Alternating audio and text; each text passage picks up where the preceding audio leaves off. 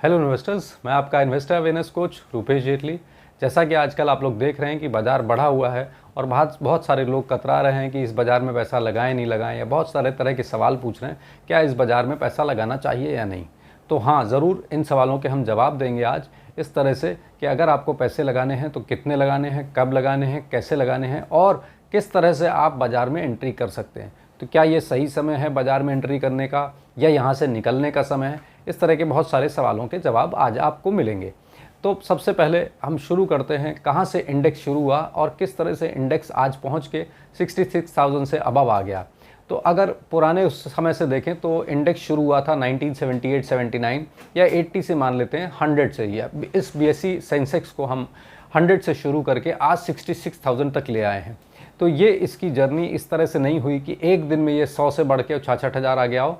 इसको थोड़ा थोड़ा करके और समय लगा है। आज करीब 43 इयर्स हो गए इसको इस तरह से यहाँ तक पहुँचने में। तो इन 43 इयर्स की जर्नी में 100 से 150, 200, 200 के बाद फिर 150, 200, 150 के बाद फिर 400, फिर 400 के बाद नीचे घट के 250 आया और फिर 500, इस तरह से धीमे धीमे घटते बढ़ते ये वहाँ तक पहुँचा है। इसमें बहुत सारी इवेंट्स भी रहे, जिसमें बहुत अच्छे इवेंट्स भी रहे और बहुत ख़राब इवेंट्स भी रहे। तो बहुत ख़राब इवेंट्स में जैसे आपने देखा ही, लास्ट 2 साल पहले कोविड आया था और कोविड में किस तरह से बाज़ार धड़ाम से गिर गई थी, लेकिन उसमें भी बाज़ार ने, अगर लोगों ने पैसा लगाया था तो वहाँ पे उनको अच्छे रिटर्न दिए हैं। तो आज यही हम लोग समझेंगे क्या इस बाज़ार में यहाँ पे हमको पैसे लगाने चाहिए। तो जी हाँ, यहाँ पे आपको पैसे लगाने चाहिए, लेकिन सिर्फ उन्हीं निवेशकों को यहाँ पे पैसे लगाने चाहिए जिनका शॉर्ट टर्म नज़रिया नहीं है। जो लॉन्ग टर्म प्ले करना चाहते हैं या लॉन्ग टर्म इन्वेस्टर्स हैं, उनको यहाँ पे पैसे लगाने चाहिए। और जितनी भी बार बाज़ार गिरे उसमें वहाँ पे उनको बाय एट एवरी डिप पे इन्वेस्ट करना चाहिए। क्यों? सेंसेक्स का अगर आप ग्राफ देखें, जो ग्राफ आपको पीछे दिख रहा है, इस ग्राफ में आप देखिए तो हर इवेंट में जितने भी खराब इवेंट हुए उसके बाद बाज़ार ने एक बड़ी बढ़त ली है और अच्छी बढ़त के साथ बाज़ार आगे बढ़ा है।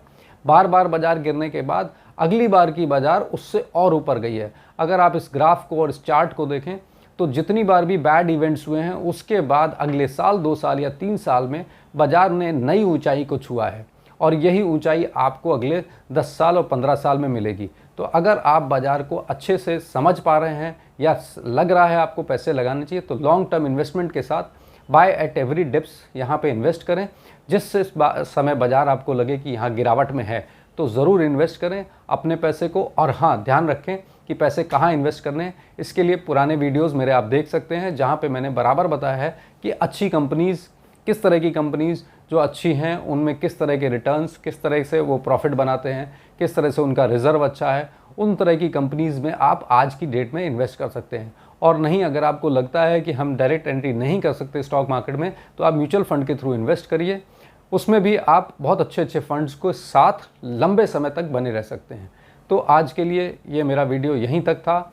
आशा करता हूँ ये वीडियो आपको अच्छा लगा होगा और इस चार्ट से आप बहुत सारी मदद आपको मिलेगी। इस चार्ट के मदद से आप बहुत सारा इन्वेस्टमेंट कर सकते हैं और इसको एक लंबे समय के लिए अपने इन्वेस्टमेंट के साथी के तौर पे देख सकते हैं। तो धन्यवाद, थैंक यू।